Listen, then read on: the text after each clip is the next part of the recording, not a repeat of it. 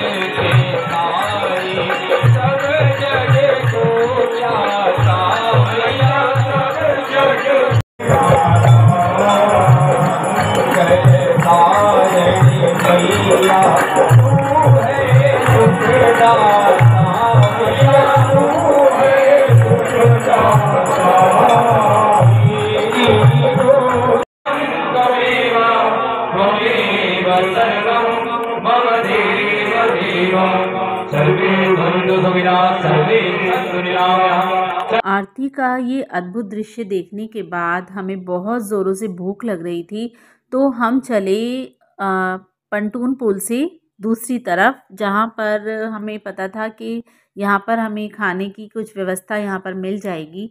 लेकिन बहुत चलना पड़ा हमें, 2-3 किलोमीटर चलने के बाद जब हम बाहर की तरफ पहुँचे, तो सेक्टर 21-22 की तरफ हम पहुँचे, लेकिन तब भी हमें कोई आइडिया नहीं लग रहा था। हमें ये थोड़ी-सी अव्यवस्था वहाँ पे लगी कि कोई गाइडेंस प्रॉपर नहीं थी कि हमें किस तरफ क्या मिलने वाला है।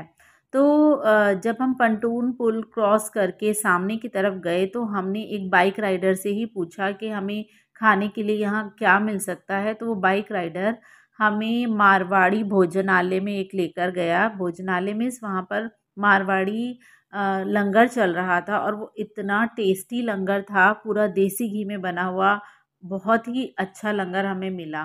और इसके बाद हम अखाड़ों की तरफ गए। अखाड़ों में जो भी साधु संत थे, सर ने उन सबका आशीर्वाद लिया, हम दोनों ने उनका आशीर्वाद लिया। तो एक तरह से लाइफ टाइम एक्सपीरियंस था, और सच में बहुत अच्छा लगा जाके।